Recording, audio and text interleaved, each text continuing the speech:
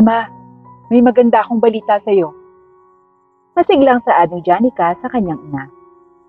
Tungkol saan naman yan, iha? Halaan niyo, ma. Anak, hindi ako manghuhula. Sige na, sabihin mo na lang, okay? Marami pa akong kailangan gawin. Ano ba yan, ma? Trabaho na naman ba yan? Alangan namang hindi ito trabaho, anak. Alam mo naman na wala akong ibang ginagawa kundi nakatutok lang ako sa trabaho ko, di ba? Kaya nga ho. Hindi niyo ba alam na gagraduate na ako bukas? Ano? Gagraduate ka na, iha? Hindi niyo alam yan? Ayan kasi, puro lang kasi kayo trabaho. Kaya hindi niyo na alam kung gagraduate ba ako or hindi. Anak, alam mo naman na para sa'yo lang din naman yung ginagawa kong to, di ba? Pero congratulations, anak. I'm so proud of you. Ano bang gusto mong regalo? Wala akong gustong regalo, ma. Wala akong gustong regalo? O bakit pumunta ka pa dito? At naku, nak, kahit hindi mo pa sabihin sa akin, malalaman ko lang din naman yan. Dahil nandito naman si Sarah para sabihin sa akin lahat ng mga ginagawa mo. At lahat ng mga nangyayari sa'yo. Well, pumunta ako dito sa inyo para humingi ng tulong. Tulong? Anong klaseng tulong yan, anak? Pera ba? May pera ka naman, di ba? Hindi ito tungkol sa pera, mama. At pwede ba? Huwag niyo na isipin yung pera. Pera lang yan. Wala na kayong oras sa akin.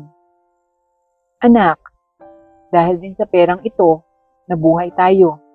Kaya patas lang. Whatever. Sabihin mo na nga lang ng diretso, anak, kung ano yung tulong na kailangan mo. Marami ka pa talagang mga paligoy-ligoy eh. So, ito na nga, ma. Gusto kong humingi ng tulong sa inyo tungkol sa kumpanya ni Dad. Ano? Nahihibang ka ba, Janica? Alam mo naman siguro na hindi kami okay ng dad mo. At bakit ka pa sa akin humihingi ng pabor? Naman, patapusin mo nga muna ako. Anak, huwag mo nang ituloy. Dahil hindi talaga kita tutulungan kapag tungkol sa kumpanya ng ama mo. May sarili naman tayong kumpanya, Janica. Bakit kailangan talagang sa ama mo pa? Ma, ayaw ko kasi na maipamana to ni Dad sa anak ng kabit niya. Papayag ba kayo nun? Diyos ko, gumising nga kayo. Kahit na magkaaway kayo ni Dad, alam ko na pagdating sa akin, magkakasundo kayo. Ano bang klaseng ina ka? Ngayon pa nga lang ako humingi ng tulong at pabor sa'yo, ayaw ka pa. Okay, ano ba kasi ang pabor na gusto mo, anak? Simple lang naman, mama. Gusto kong mag-apply sa kumpanya ni Dad. Nang sa ganun, ay malaman ko kung ano yung mga ginagawa niya. Dahil sa naririnig ko rin na mag-a-apply doon yung anak ng kabit niya.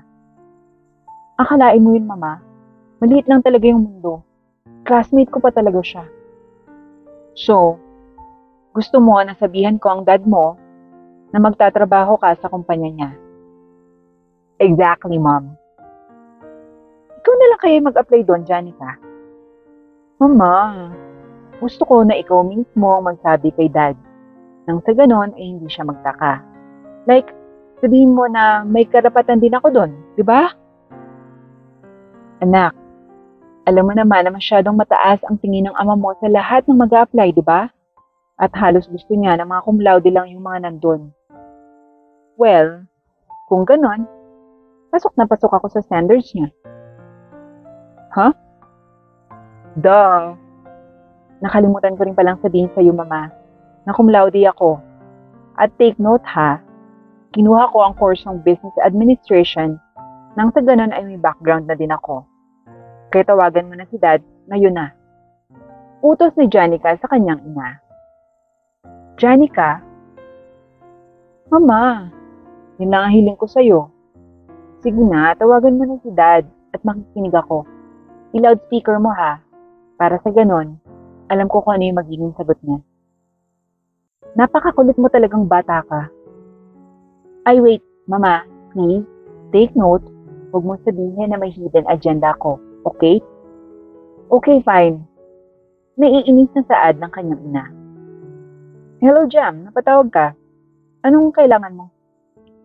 Well, Nico, may sasabihin ako sa'yo tungkol sa anak natin.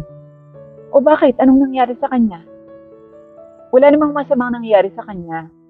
Pero sana naman alam mo nag-graduate na siya bukas. At gusto ko na magtrabaho siya sa kumpanya mo. Tutal, anak mo naman siya. Kaya may karapatan din naman talaga siya dyan. May kumpanya ka rin naman siguro, di ba? Bakit hindi na lang dyan sa kumpanya mo siya magtrabaho? Well, wag na dito sa kumpanya ko. Dahil sure naman na siya yung magmamana nito. Di katulad ng sa'yo. Na baka hindi naman. At nahihibang ka na ba? Bakit ayaw mong papasukin dyan ang anak natin? Gusto mo ba na anak lamang ng kabit mo yung makilala na anak mo sa kumpanya mo? Baka nakakalimutan mo, Nico, na anak mo si Janica. Maawa ka naman kahit ngayon lang. Ikaw pa na walang ambag sa buhay mo. At isa pa, huwag kang mag-alala. Dahil deserve niya na mamana yan. Lalong-lalo na, pasok siya sa mga standards mo. Okay, let's stop this. Sige na. Pupuntahin mo na lang siya dito kapag free na siya. Bababa ko na tong telepono. Marami pa akong kailangan gawin. Paalam ng ama ni Janica at agad namang hindi napigilan ni Janica na yumakap sa kanyang ina. The best ka talaga, mama. Hay nako, kung hindi lang talaga mapilit at makulit, hindi ko talaga tatawagan yung dad mo. So, kailan ka pupunta sa kumpanya mo? Sa susunod na araw na lang siguro, mama. Graduation ko pa kasi bukas eh. Okay. Anak, pasensya ka na ha. Hindi ka talaga masasamahan ni mama. May business meeting ako mamayang gabi eh. Nako, okay lang mama. Parang just now lang ang peg. Sanay na naman ako. At huwag kayong mag-alala. Naintindihan ko kayo. Maliban kay papa. Anak, huwag kang padalos-dalos sa gagawin sa ama mo ha. Paalala ng kanyang ina sa kanya. Huwag kayong mag-alala mama. Alam ko ang gagawin ko at nasa tamang edad na ako. Saad ni Janica at agad namang umalis sa harapan ng kanyang ina. Kinabukasan ay graduate siya bilang cum laude. Alam na ito ng kanyang ina at tanging ama niya lamang ang walang alam nito. Nakapag-desisyon na rin siyang mag-apply sa kumpanya ng kanyang ama. Good morning! Nasaan ang room dito ni Mr. Morel? Ma'am, andun po sa third floor. Okay, salamat. Pagpapasalamat ni Janica sa staff na napagtanungan niya.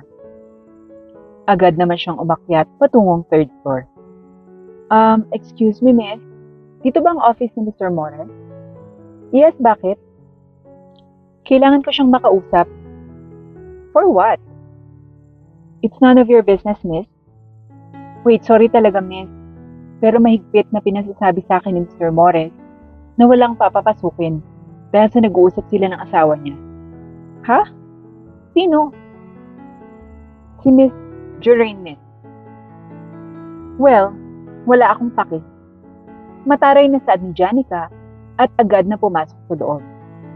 Ani, di ba sabi ko sa'yo, wag na wag mo akong istorbohin? Galit na saad ni Nico. Subalit gulat na gulat siya sa kanyang nakita. Janica, naparito ka. Jurain, umalis ka muna. May pag-uusapan muna kami. At sino siya, Nico? Bagong babae mo ba? Excuse me? Babae? Well, oo, babae ako. Dahil anak niya ako. Kaya pwede bang umalis ka na lang dito sa office ng dad ko? Mataray na saad ni Janica. Dad? Akala ko ba wala kayong anak ni John, Nico? Jurain, umalis ka na lang. Ipapaliwanag ko na lang sa'yo mamaya. Dapat lang. Galit na saad ng kabit ng kanyang ama at agad namang umalis na ito. So, alam mo naman siguro kung bakit ako pumunta dito. Yeah, I know. Kasi tinawagan ako ng mama mo. Pero matanong nga kita, pasok ka ba sa standard ng kumpanya? Alam mo naman na kahit anak kita, kailangan mo pa rin masunod yung mga standards. Paalala ni Nico. Of course! Pupunta ba ako dito nang walang dala, di ba? Malamig na saad ni Janica at agad na inihagis ang envelope na dala-dala niya sa table ng kanyang ama. Ano to? Buksan mo na lang nang magtanong ng magtanong. Janica? Ganyan ka ba pinalaki ng mama mo? Walang respeto? At bakit naman kita rerespetuhin? Ama mo pa rin ako. Whatever. Buksan mo na lang yung envelope at tingnan mo nang sa ganon, makapag-start na ako sa trabaho ko. Suwestyon ni Janica. Agad namang binuksan ng kanyang amang envelope at gulat na gulat siya sa kanyang nakita. Cum laude? Yap. Bakit hindi mo naman sinabi sa akin, anak? Nang sa ganon, ako yung sumama sa graduation mo. Alam ko naman na busy yung mama mo. Sus, akala mo naman kung sinong concerned na ama. So, pasok ba ako? Oo naman. At anak, huwag kang magagalit sa akin sa trabahong makukuha mo. Dahil ginawa ko yan para sa'yo. Whatever. So, anong magiging trabaho ko? Pumunta ka sa second floor at hanapin mo si Jerry. Siya ang magtuturo sa'yo. Siya ang supervisor ng kumpanya ko. Okay. Maikling sagot ni Janica at agad nang umalis. Napailing-iling na lamang si Nico sa inasal ng kanyang anak. Agad na nagtungo sa second floor si Janica at kumatok sa pinto. Pasok! Sagot mula sa loob ng kwarto. Good morning, sir. Kayo ho ba si Sir Jeric? Yes, ako nga. Bakit may kailangan ka ba? Ako kasi yung pinapunta dito ni Mr. Morris. Ikaw na daw ho yung bahala, yung magtuturo sa akin kung ano yung magiging trabaho ko. Yes. Ikaw ba si Janica? Yes po, sir. Ay, Diyos ko. Akala ko naman kung sino. Napakaganda mong bata ka. Alam mo na ba yung magiging trabaho mo?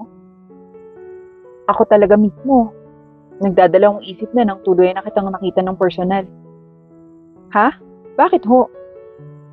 Ay, Diyos ko, ang trabaho mo lang naman kasi ay tagalinis ng office ko. Nakakaya naman. Maladyosa pala yung ganda mo tapos tagalinis ka lang. Ano? Tagalinis? Seryoso ka po ba, sir? Hindi makapaniwala ang tanong ni Janica. Oo Hindi nga ako naglilinis ng opisina kasi hinihintay kita. Diyos ko, nakakaya naman. Ay nako, sir. Okay na ho. Ako na yung maglilinis. Huwag kayong mag-alala. Okay lang ho ako. Si Mr. Morris naman ho yung nag-utos nito, di ba? Oo Pasensya ka na talaga, iha. Saad ng supervisor. Kung kayo tumango na lamang si Janica at agad na nilinis ang opisina ng supervisor na si Jeric. Agad din naman siyang natapos. Excuse me, sir. Pwede po bang lumabas? May pupuntahan muna po ako.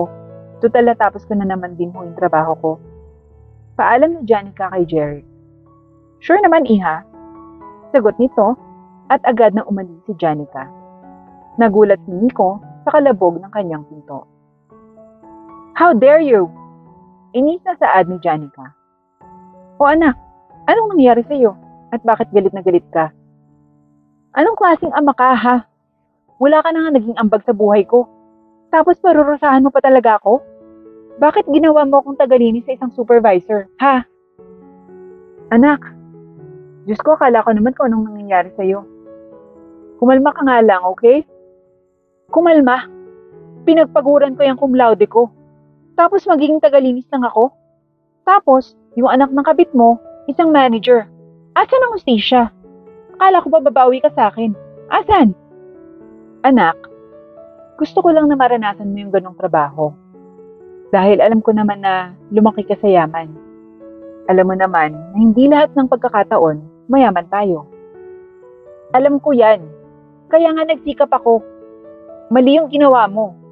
Imbis na gumaan yung loob ko sa'yo, mas lalo mo akong nilalayo. Hindi mo alam kung ano yung paghihirap. Kaya't gagawin mo sa akin yan? Nagkakamali ka. Imbis na ready na ako natanggapin kang muli, hindi na kita tatanggapin pang muli dahil sa ginawa mo. Galit na saad ni Janica at agad na umalis. Habang ang kanyang ama ay naiwang nakatulala. Dahil sa kanyang kuryosidad, ay inalam niya ang nangyayari sa kanyang anak. At talagang nagkamali siya. Akala niya kasi ay lumaki sa maginhawang buhay ang kanyang anak. Subalit kasalungat pala nito. Kaya't imbis na maging malapit siyang muli sa kanyang anak, ay mas lalo pang lumayo ang loob nito sa kanya.